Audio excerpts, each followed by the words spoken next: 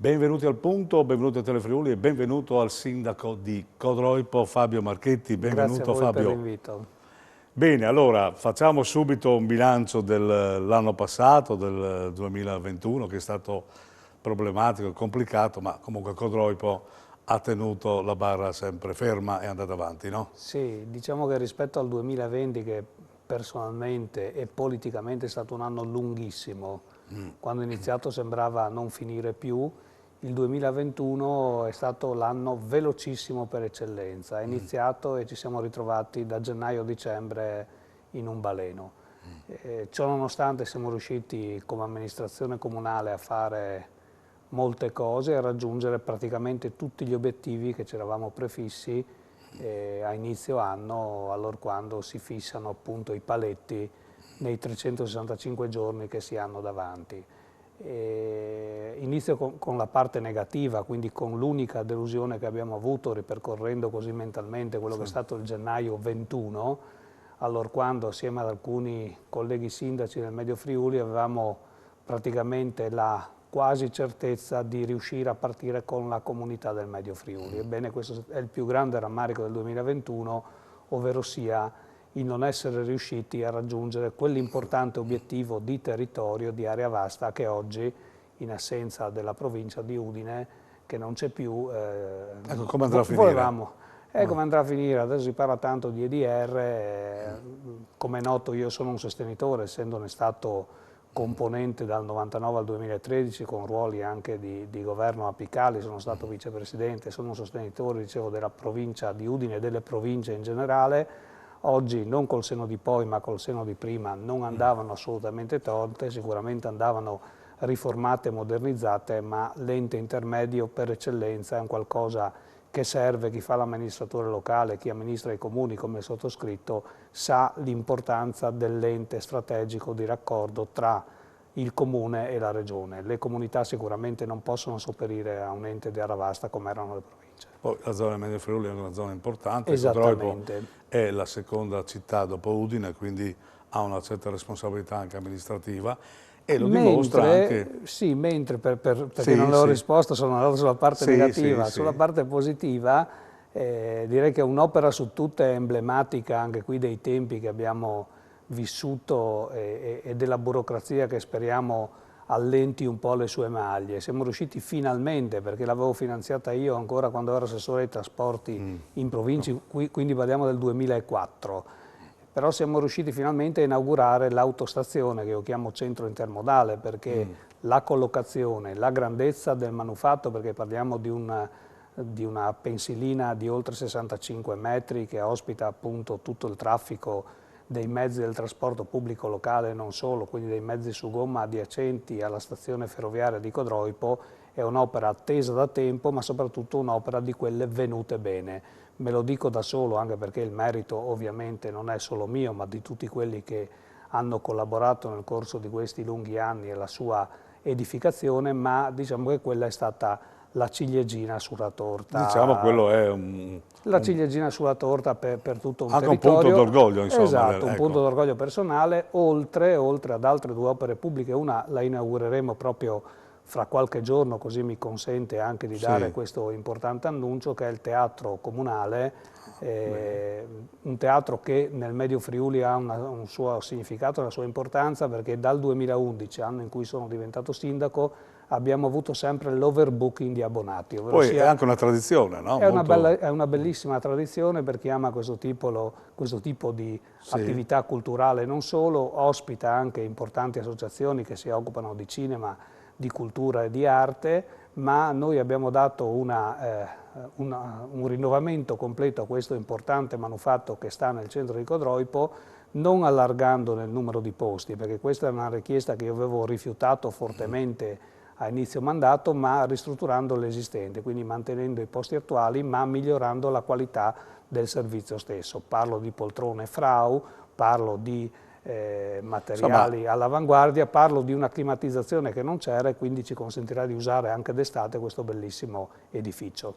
bene, siete partiti già bene nell'anno corrente con la Cittadella della Salute, che insomma è un fiore all'occhiello ormai che aspettavate da tempo, finalmente insomma siete Sì, partiti? ieri grazie all'intervento del vicepresidente della Regione con delega alla salute Riccardo Riccardi abbiamo avuto questo importante annuncio, ma soprattutto siamo riusciti a vedere già una progettazione che di fatto sarà approvata tra pochi giorni e si prevede già una posa della prima pietra a metà del mese di maggio per quanto Quindi riguarda, velocissimi, insomma. la cittadella della salute. Era uno degli obiettivi programmatici che ci eravamo prefissi nel 2011, allora il dottor Giorgio Rossa era il direttore generale dell'azienda sanitaria, parliamo ancora di un'epoca molto lontana, c'era ancora il presidente della giunta regionale Renzo Tondo, che ringrazio anche lui per l'interessamento al pari di Riccardi che stava già in giunta in quegli anni, ma ci fu un intervento importante, parlo in termini finanziari,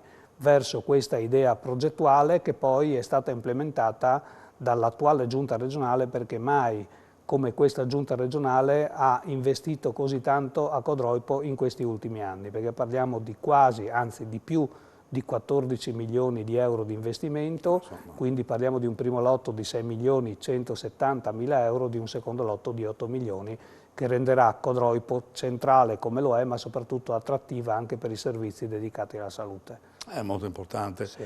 Come sono importanti anche altri progetti, mi pare che non vi fermate lì, no? No, non ci fermiamo lì, noi diciamo che abbiamo dato una priorità su tutte alle scuole e alla viabilità.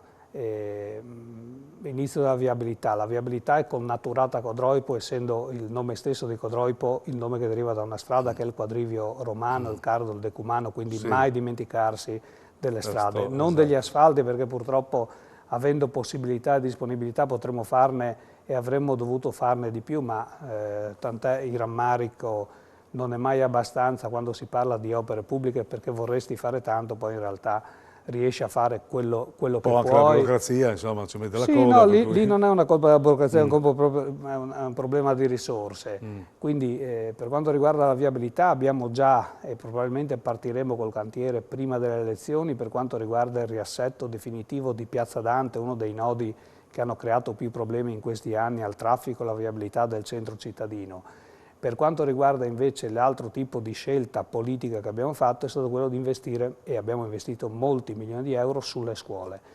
Lo abbiamo fatto forti di una priorità di governo che ci eravamo dati, l'abbiamo fatto anche perché Codroipo è sede del più grande istituto comprensivo della regione Friuli Venezia Giulia come numero di ragazzi e ragazze iscritti. Quindi parliamo di un afflusso, se aggiungiamo anche le scuole superiori ogni mattina, di circa 2.500-3.000 ragazzi e ragazze studenti. Quindi una massa importante anche... Molto importante anche per l'economia cittadina. Ecco bene, allora voi quest'anno probabilmente andate al rinnovo e quindi il dopo Marchetti quello sarà, perché lei ha fatto già 2 mandati. Sì, io sono scaduto come il latte, sono Ecco, addirittura prorogato nella scadenza, ecco, perché però, grazie insomma, di avermelo ricordato. E io in queste settimane, anzi in questi mesi, ripeto come un mantra questa frase.